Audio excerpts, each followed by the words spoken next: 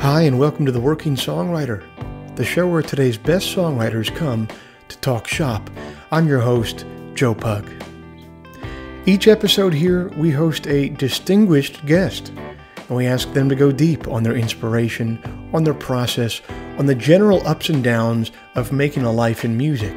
So, whether you're a grizzled veteran, surprisingly and secretly thankful that coronavirus has kept you out of a passenger van for the last 2 months, or else a scrappy upstart, secretly furious that your only chance to play your debut album is via Twitch, this is your show.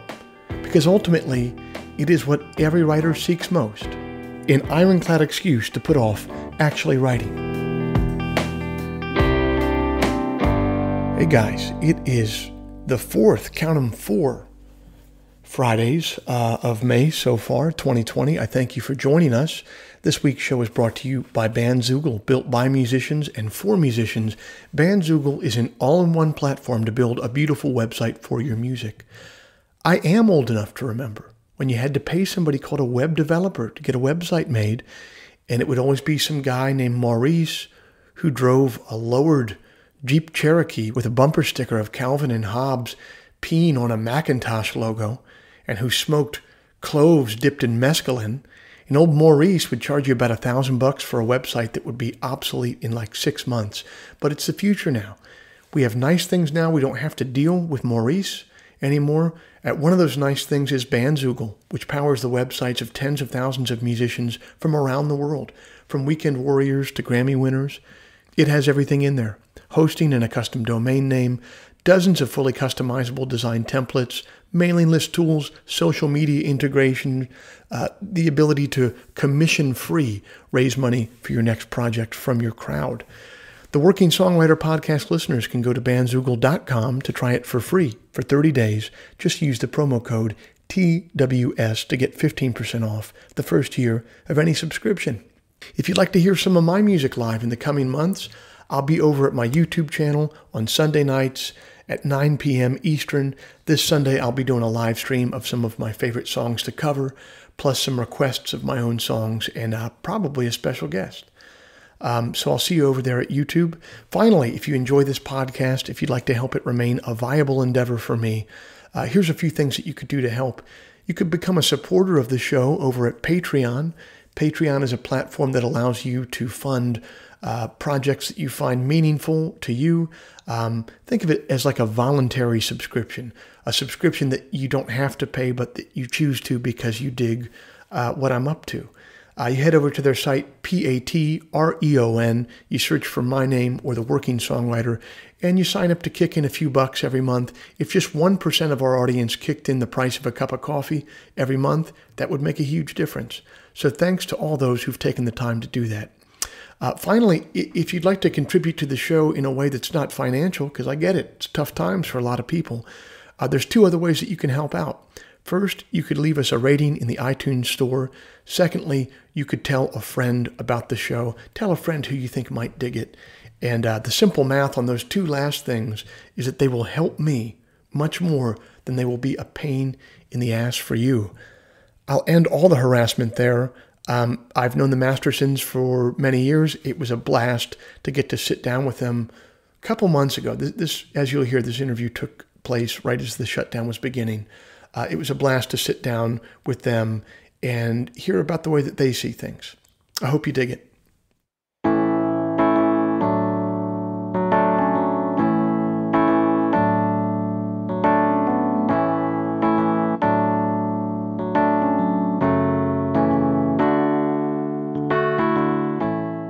Composed of ace guitarist Chris Masterson and fiddle savant Eleanor Whitmore, the Mastersons are a married couple whose joint musical project is pushing the vanguard of Americana music. The 2 of them came up through the ranks as highly sought-after side musicians. Both of them have played in Steve Earle's band, the Dukes, for about a decade. In the past, Chris has lent his talents to Sun Volt and Jack Ingram, while Eleanor lent her talents to Regina Spektor and Angus and Julia Stone. Once they were married, they discovered that their union would be a musical one as well, and began writing and recording songs together as the Mastersons. They've recorded for Red House and New West Records. They've appeared on NPR's Folk Alley and Mountain Stage. They've toured with the Jayhawks, Matthew Sweet, Los Lobos, the Wood Brothers, and Richard Thompson. Their latest album, No Time for Love Songs, was produced by Shooter Jennings at the legendary Sunset Sound Recorders in Los Angeles. American Songwriter has raved about the sparkling vocals that have been the Mastersons' calling card. And the Austin Chronicle says that their voices pair like Emmylou Harris and Graham Parsons. That's the gold standard right there. I spoke with them a few months back, and they were able to tell me about their journey so far.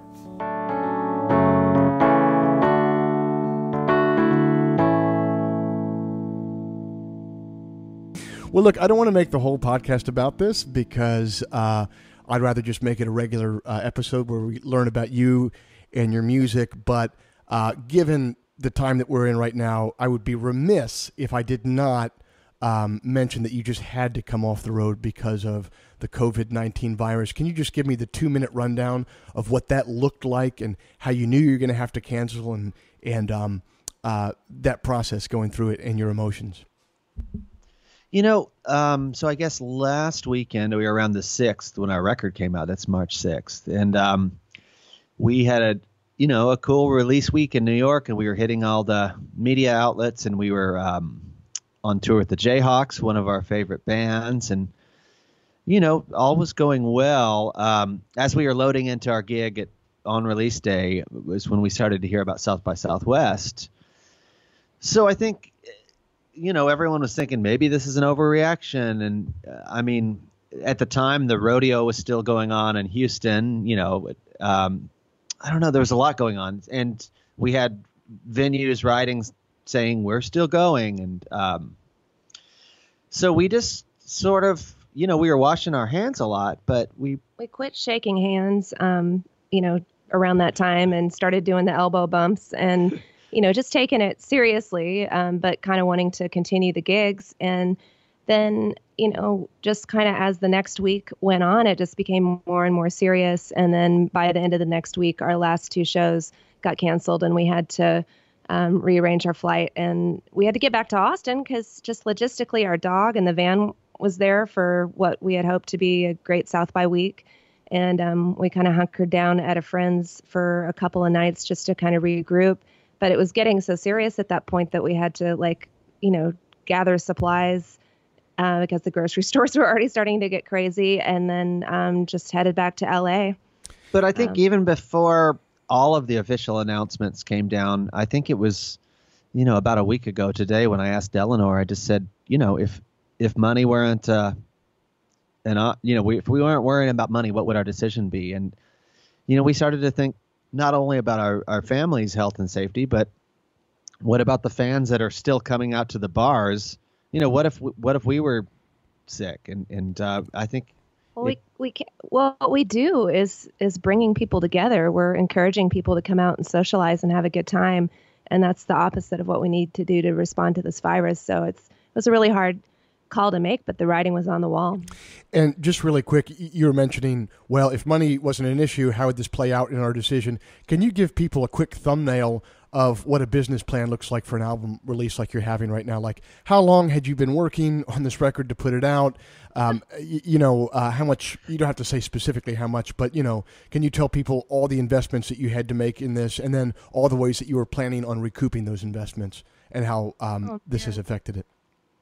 Well, like probably a lot of the artists you have on the show, we were, made a record that cost us well into the 5 figures. And then we have a team that's been planning for, 4 or 5 months, lining up all of the press and radio. And, when you make a big, our agent has been working tirelessly on putting this tour together. So it's just a lot of people planning and putting all these things in place to promote the record. And, even under the best of circumstances, you don't always get the radio station visit that you hope for, or, And so, we had a lot of really great things lined up and we're pretty excited. So we have a lot of merch lined up too. Oh yeah. we have like so much merch right now. All right. Well, look, that is the obligatory start of the podcast right now. And it's a little bleak for us, but, it's not going to be this way forever, God willing. Right. And let's go back to the start for you guys. Let's do a little bit more of a typical episode because I want our listeners to know much more about you guys. Skipping forward in your lives, I want to go to right before the two of you met to become a duo in many different ways, and basically the last jobs that you had before you met one another. Chris, you were with Sunvolt at the time, and I believe you were with Kelly Willis at the time, Eleanor, before you guys met. Can you describe your professional lives before you met one another?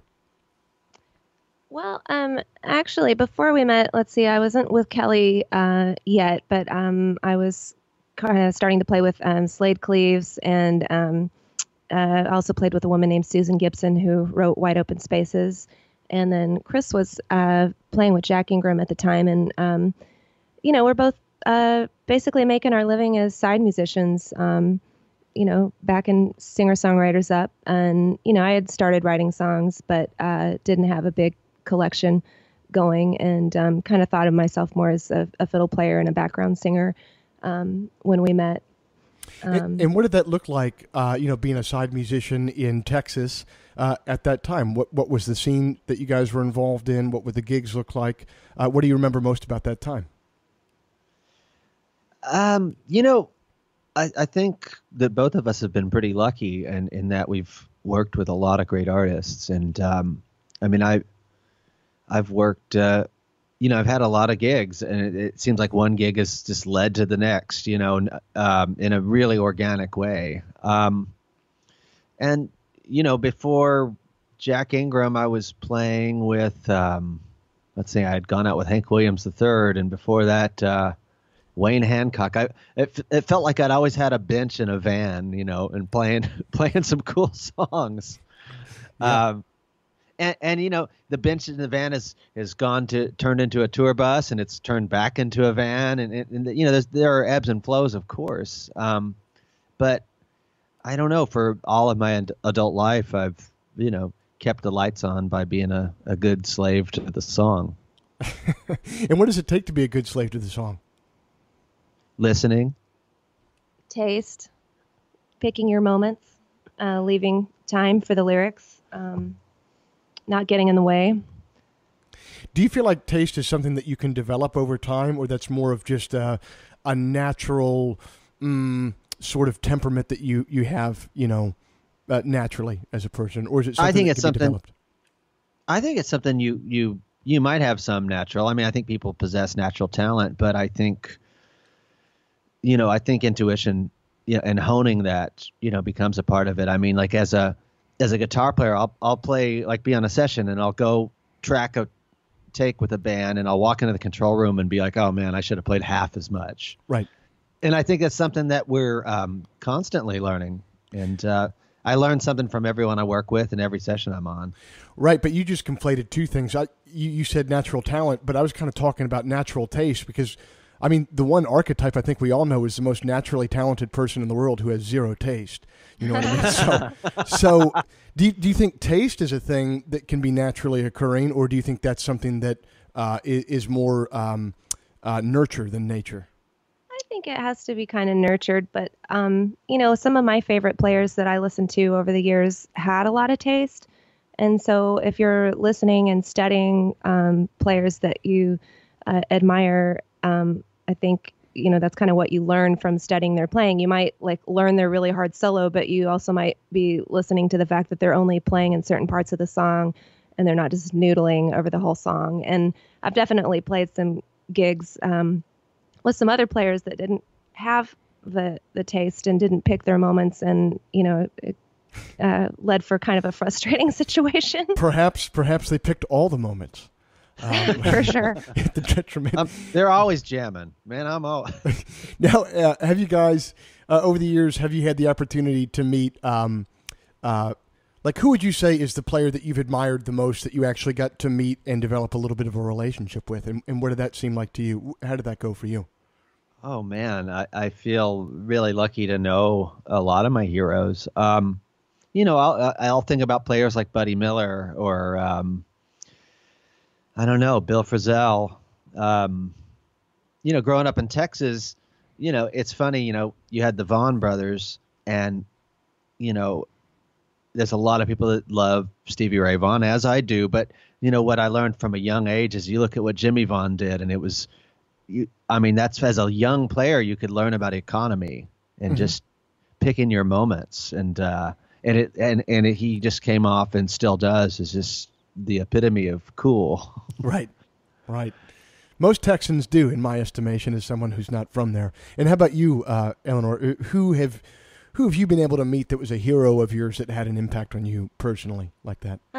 Well, I was really lucky when I was growing up. When I was 16, my dad found out that Johnny Gimble was doing this fiddle camp, and he sent me down all by myself to Waco, and I got a hotel room by myself for a week, and did Johnny's fiddle camp, and I got to hang out with him like every day, all day long for a week, and we just grilled him for stories and had him break solos down for us, and that was just a really incredible experience because, Johnny Gimble played with Bob Wills and the Texas Playboys and, played on a lot of studio tracks in Nashville. Like one of my favorite solos of his is on Right or Wrong that George Strait cut. And he's just kind of a wonderful example of tasteful playing, but also like major balls and just like, ripping it.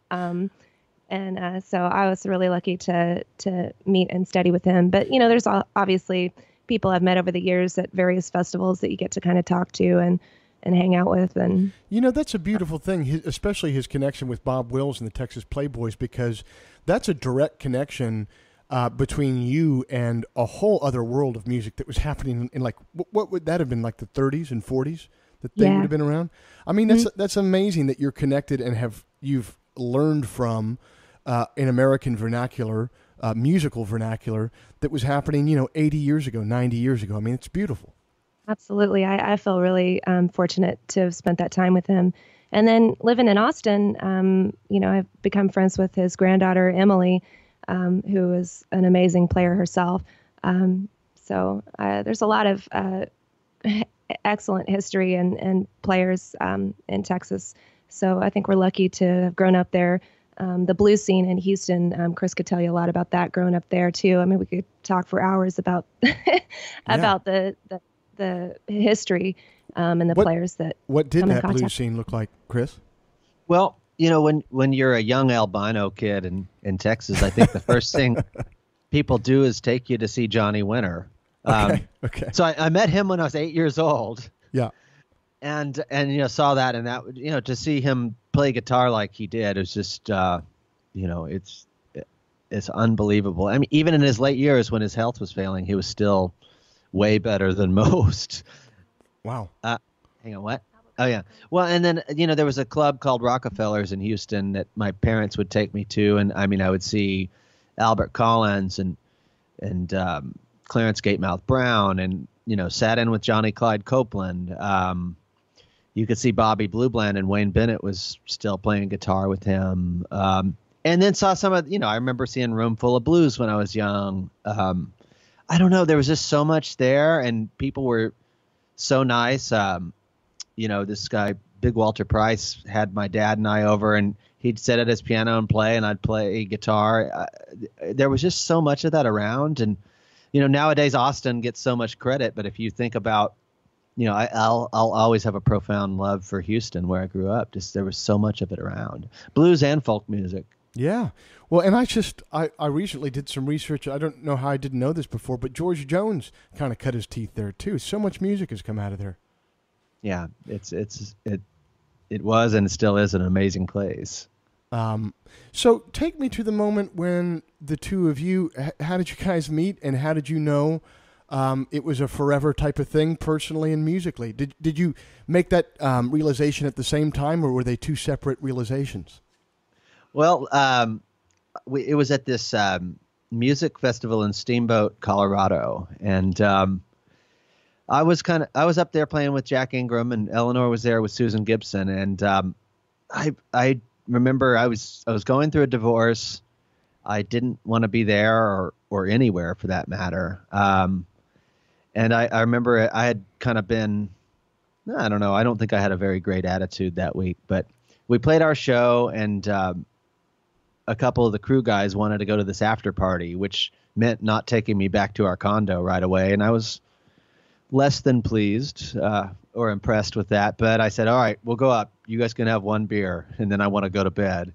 And I go up to this party, and that, the guitars and instruments were out, and Ryan Bingham was singing some songs, and I met Eleanor and her sister Bonnie. We were all kind of in the corner acting like wallflowers, and I guess it pays to go and be a wallflower. Now, what's your recollection of that, Eleanor? Pretty much the same. Neither one of us were looking for a relationship. I actually still had a boyfriend at the time, and I told Chris that. Mm-hmm. But we ended up, playing some music together, and I kind of instantly felt a pull. And, I think within a week I was actually living in Fort Worth at the time. I gave notice at my job there, and broke up with my boyfriend and moved to Austin in the span of about 2 weeks. So, wow. And that was a little over 14 years ago. So, wow. But I mean, that's a really profound change. You must have been ready for a change. That doesn't just happen overnight. For sure. I was totally waiting for some kind of catalyst. Yeah. It's funny how that works. You need that last thing to push you over the edge, and then you feel like things are never going to change. And then once they do start changing, it just it doesn't happen at all, and then it happens all at once. Yeah, I can remember calling my best friend to catch up, and I'd had such a dramatic change, and she was like, "I feel scared for you," and I was like, "I'm the happiest I've been in forever. Don't be scared." I'm a Gemini, so I like to flip the boat over. Okay, fair enough. Well, so you moved down to Austin. Both of you are starting a new chapter then. Did it immediately begin with music? Did you guys start playing together in other people's bands? Did you start playing together in your own project? When did you start writing and playing together? Well, I think we started recording together immediately. I mean, one of the first times he came down to Austin before she'd even moved, I mean, I was writing songs and trying to figure out how to use GarageBand. And I mean, I always had guitar gigs, so that always, I just did that for the love of recording. And I remember it being a fun, really fun period, actually. Just, but the first night we wound up jamming at that party, I heard her play, and I could tell, I heard how she played, and that was as intriguing as, since the prospects of anything else didn't seem like they were on the table. I just heard her intonation and tone, and I was like, we got to record some stuff. I don't think I would have even been a good harmony singer at that time. Really? I just wanted to, no. That's been a lot of hours. I was about to say, because that's a real hallmark of yours now. Wow, that's interesting. Yeah, I think we definitely have both done a lot of growing as songwriters and singers and front people since our union. I think we're both perfectionists and have both really kind of challenged each other to just keep getting better. And I didn't even really take songwriting that seriously when we met, but Chris already had a couple of cuts and by other songwriters. And so then, you're like, wow, okay, that's another thing that I could do. So we kind of pushed each other in songwriting and playing and singing. Yeah. And when did, if songwriting was relatively new to you then, how long did it take in your process of pursuing it before you thought to yourself, wow, okay, I have something here. This could work. Was it immediate, or did it take a while? Did it take some growing? Well, I think the cliff notes of that is, so as time went by, Eleanor, did nurture that side of her and came up with a big pile of songs, and I wound up producing a record for her. And I guess right before that, I had made an EP, and she did string arrangements for that. So it was pretty quick in our relationship once we were doing that, and so we were both contributing to each other's work, and then we would go play some shows together. But it's hard to fit Chris Masterson and Eleanor Whitmore onto a marquee. Yeah. But we were doing that, and then I remember there was one South by, and I don't know if it was around 2008. We were living in New York City, and we were flying down, and we just were talking, and we both had a new pile of songs, and I was just listening to kind of both of our stuff, and I was like, I wish we just had a pile of songs that would work together, or that were congruent with one another, because the idea, and this was long before record labels or anything were in our lives, the idea of self-releasing 2 records in one household in the same year sounded horrible. Oh my gosh. Yeah, and by that time we'd already moved to New York. Chris was playing with Sunvolt. I had just put my record out self-released, and I left when I was living in Austin. I had worked with Slade Cleaves and Kelly Willis and Bruce Robinson. And then when I moved to New York, I didn't have any side work, and I was trying to put my record out. And so we were pretty broke. And, we definitely kind of realized, okay, we need to combine forces if we're going to do our own music, because this is a lot of work. Yeah, well, self-releasing a record is a great way to go broke. I'll tell you that right now. Absolutely. It's well, I mean, that's any business. You don't get any reward without risk. And but you, I had my first experience with it last year, and I definitely.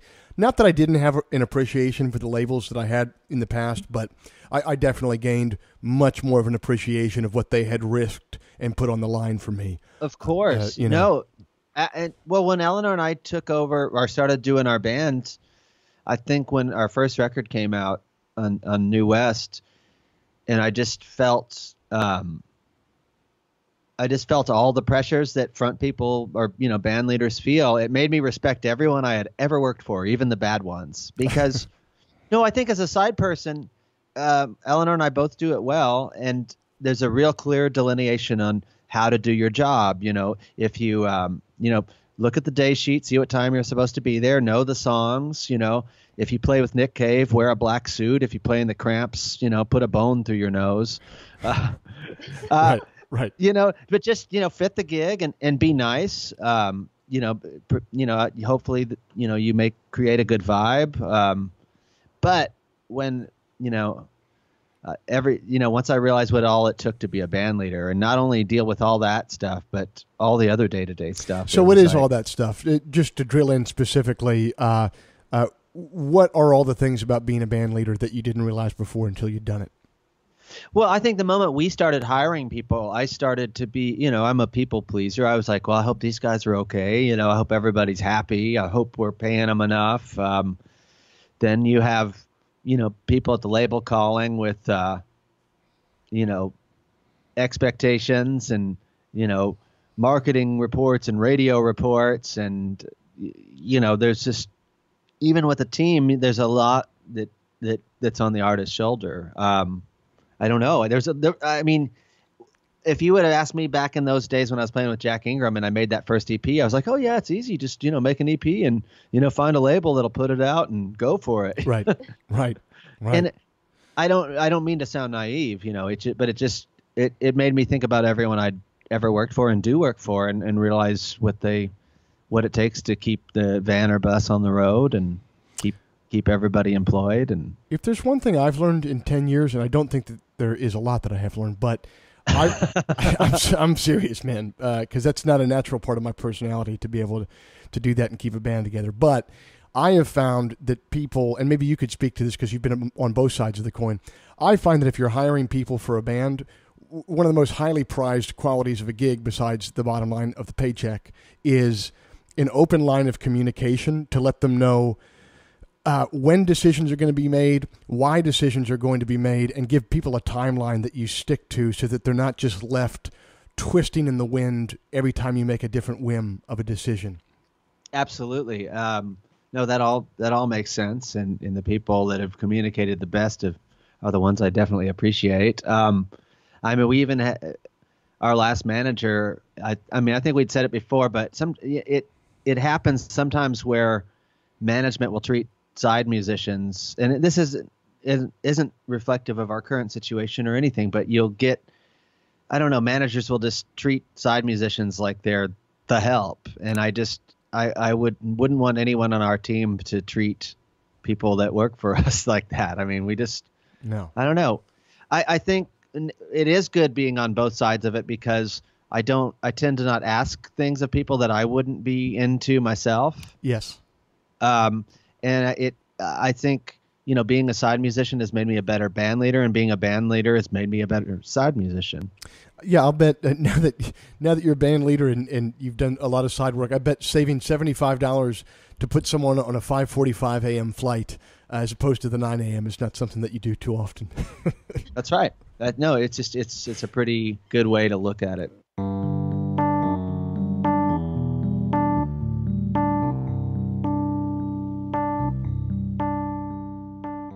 You heard Eleanor talk about her connection to the Texas Playboys. That is, she learned fiddle from someone who learned it from Bob Wills himself.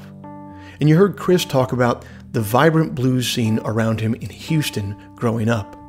The Mastersons are a link in a chain of American club musicians that stretches on way before them and that will stretch, I hope, way beyond them. I say I hope because I know that this current crisis with COVID is going to put many clubs out of business, and that's a huge loss to American cultural life. It's been my honor to play that same club circuit for the last 10 years, and I'm praying that something of it still remains when this lockdown ends. If you want a beautiful picture of club touring that stretches back to the time of Bob Wills, just listen to this account of Willie Nelson's early days playing clubs in San Antonio from author Joe Nick Petoskey's biography of him. The neon sign on the Laredo Highway blinked Al's Country Club. A hand-painted signboard leaning on the front of the windowless building advertised live band.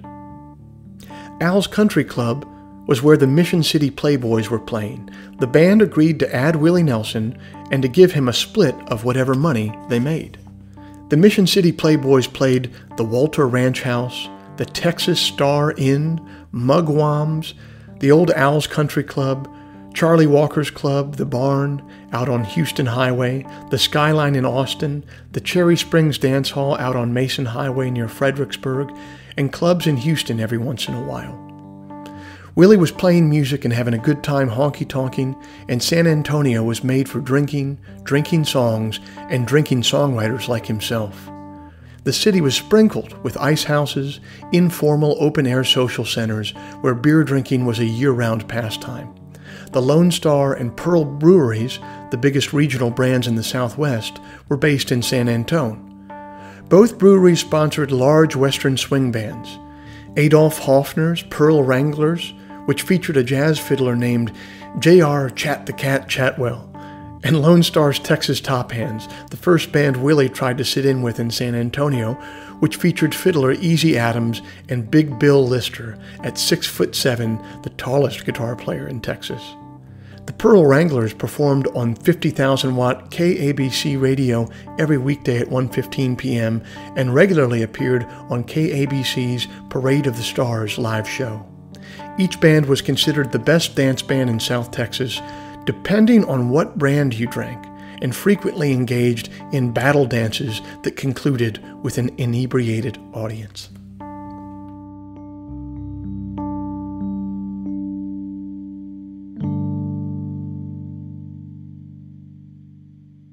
So one thing that I really, in getting ready for this interview, that I'm really interested in, because I think that this is a pretty common dilemma that you guys have some unique insight on that people would be very interested in.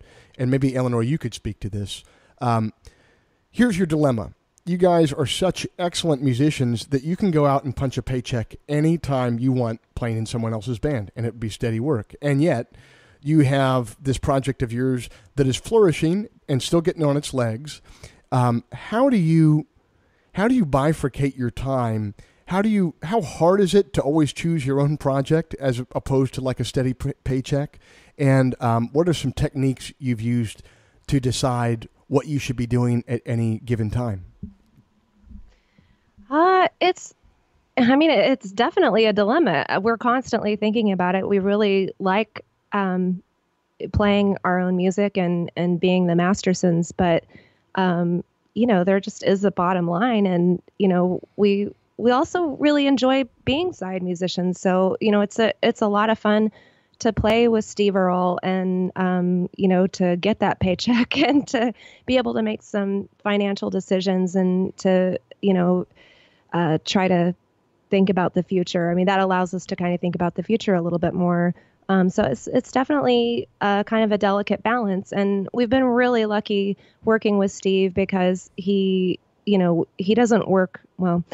In the more recent times, he's working a little bit less, and so that's allowed us a little bit more free time to focus on our band. But like even as we do our band more, we're still kind of looking at the bank, going, maybe we should pick up some more sessions, or Yeah. So we're looking at this summer, hoping that still happens with Steve, because there's going to be a lot of big changes in our life if we don't have that side income. Yes. I think we're really lucky to do both, and I've always enjoyed doing both, and I hope we can continue to do both. Oh, I'm sure you will. I mean, you guys are what you'd call diversified at this point. You know what I mean? Oh, I've always said that I wanted to be Buddy Miller when I grew up. I mentioned him a minute ago, but it's like he's a world-class guitar player. He's a great engineer and recordist. He's a great producer, great songwriter, and I love doing all of that. Yeah, it's funny. He's a really good example because in my own mind, when I think of Buddy Miller, in the strangest way, I don't think of him as a producer. I don't think of him as a songwriter. I don't think of him as a guitar player. I think of him as Buddy Miller. You know what I mean? And he's his own island. Yeah, and so that's rarefied air right there. What he's been able to create for himself. That's a beautiful thing. For sure. I mean, it's definitely taken us a little bit of time and maybe 4 records to carve out our own identity as the Mastersons. I think when we first started out as a band, I don't think that people necessarily took us seriously. They were kind of like, "Oh, that's a nice little vanity project," or, that's cool. Even in most of the interviews we do, it's like that's the first thing people ask about is like, "What's it like working with Steve Earle?" And It's only just now that we've made 4 records that people are starting to ask us more about ourselves and our own music. So I'm glad that we are finally starting to get some legs after 10 years and 4 records. There is something about at least traditional press that they don't take you seriously. They don't take you seriously. But then if you stay in the game for a decade, they're kind of forced to take you seriously. You can't stay in this game for a decade without having something going on. You know what I mean? And I'm sure you guys have seen it over the years. You see people rise up very quickly, and then they don't have the intestinal fortitude to stick around because it's a tough job, and they drop off the scene. But if you stay in for 10 years, you've kind of punched your lifer card there, and you kind of get a different respect from press in that way. Sounds like you've noticed that as well. Absolutely. I mean, you do see people that will have a cup of tea in the spotlight, and it seems to be, seemingly out of nowhere, and then it goes away. My heroes have always, had careers and been lifers. Yeah. It's even made me like, even if I see someone whose music I don't particularly love or don't even like, and I know they're a lifer, I have an innate respect for them. I feel exactly the same, and I've said as much many times on this podcast. Like, you hit a certain level, I say it's about 10 years in the game, and to me at that point, it's irrelevant when I think of your music. I just have so much respect for you as a person and a musician, because I know the amount of character that it takes to make that happen. Absolutely. So, Eleanor, if you began in earnest writing once you and Chris got together, you've had about a 12 or 14-year run of writing songs. What has changed the most about your writing process since you started? Well, I guess when I started, I was a little all over the map. Like I can't even remember the name of the artist I was listening to at the time when I was making my record, but had some really quirky lyrics, and I was kind of more of like, just kind of embracing the quirkiness and just being creative and just kind of letting that process take me wherever. And I didn't have any pressure of being a front person or any expectations. So I just kind of had a lot of freedom in my writing. And then I guess over time, working with Chris and also just kind of studying other songwriters, I've gotten a little bit more disciplined about the craft and spending a lot more time, just shaping the lyrics and a little bit more and studying the rhyme scheme a little bit more. So I think I've just become a little bit more disciplined. But I'm kind of glad that I started out the way that I did, because I still feel, I still am able to break the rules and, throw some quirky stuff in there when it's called for. And when you say discipline, are you talking about just putting your butt in the seat of a chair more to write more and more often, or are you talking about making sure that each song sort of has an internal logic and discipline to the song structure itself? I think more internal logic and, working on the song structure. But, I think the other thing is true too. Like, you do have to kind of sit down and put the time in. I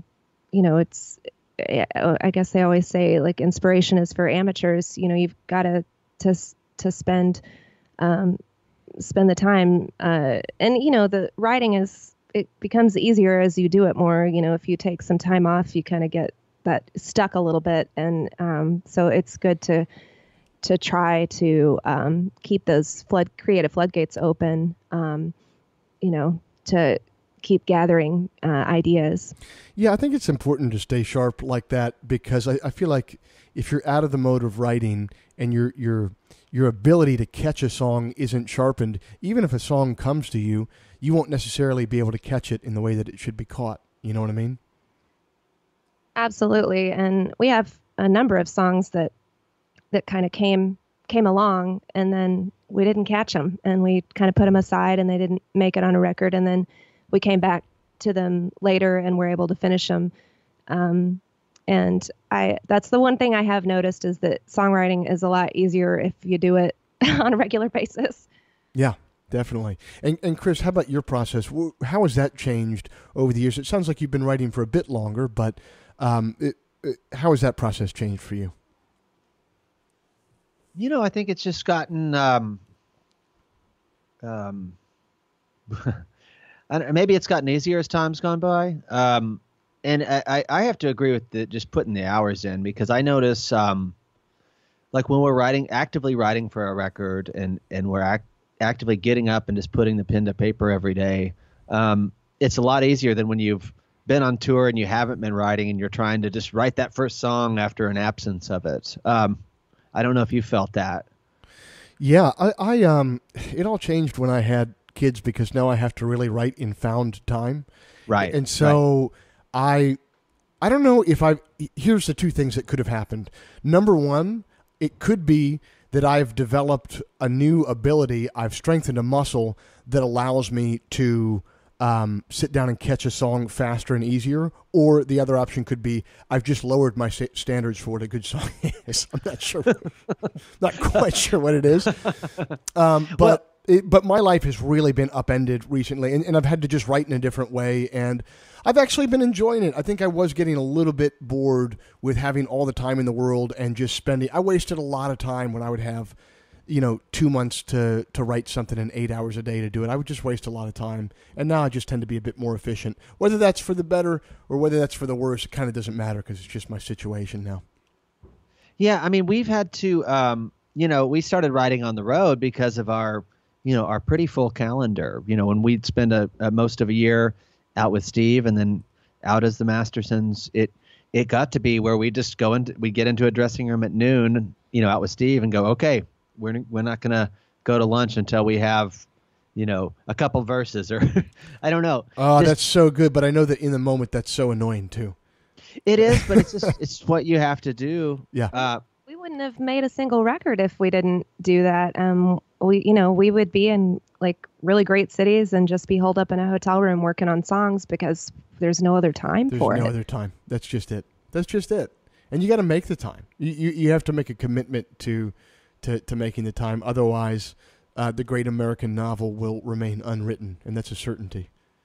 But I also think that what I could say from our tenure as side musicians is that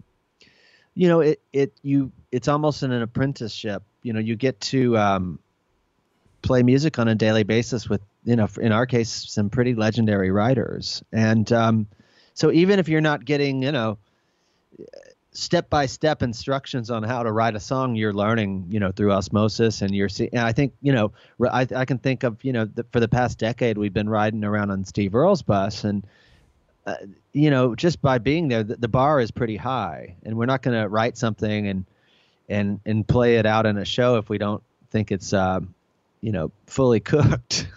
Yeah, certainly. I mean, it is important to know who the audience is, and I always feel like there's this internal bullshit detector going on, that when you finish a song, if you then take it to go play it for other people, and the moment you sit down to play it, what might have felt like a good idea, you just know in the moment, in that 1 second right before you play it, you're like, nah, this isn't a good song. I can just tell. That's awesome.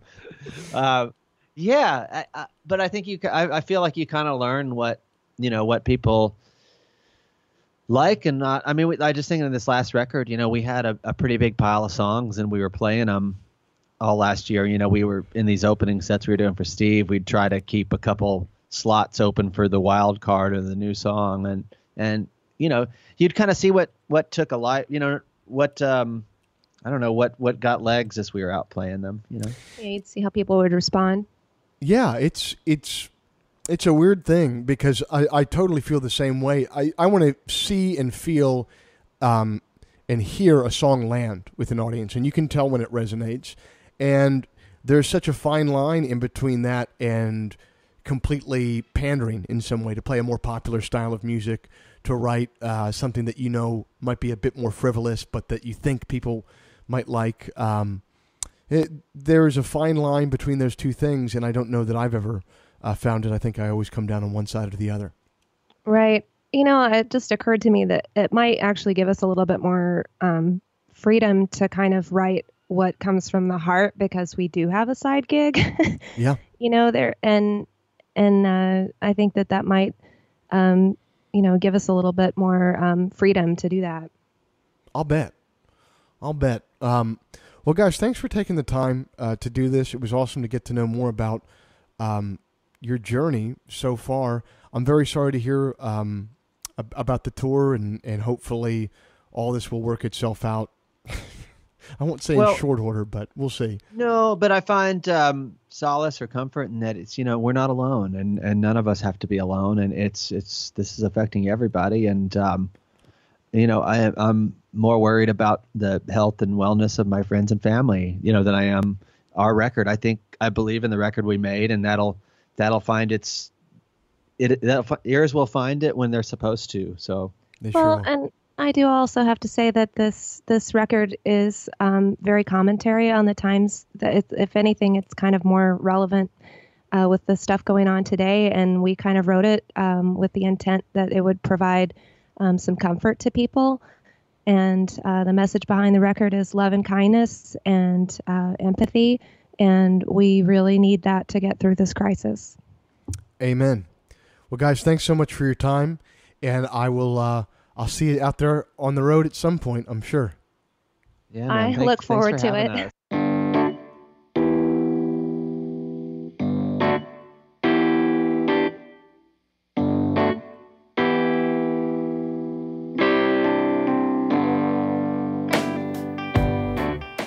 This week's show is brought to you by Bandzoogle.